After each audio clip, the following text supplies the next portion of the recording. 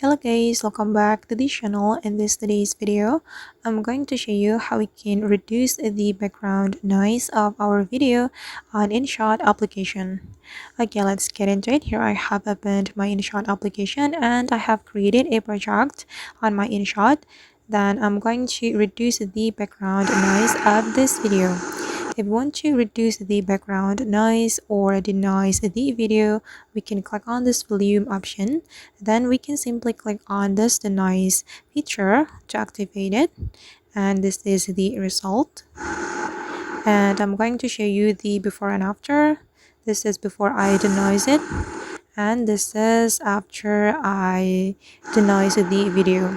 And I know that it's not totally removing the background noise of this video, but at least it sounds better. And if you are still not satisfied with the result, you can save this video first.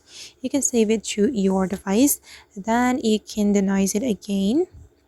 After the video has been saved, you can create new project on your InShot, and then you can import the video. Then you can repeat this step until you get the best result. Alright guys, and that's how basically we can denoise a video on InShot application. I hope this tutorial will be useful for you. Thank you so much for watching and see you in the next video.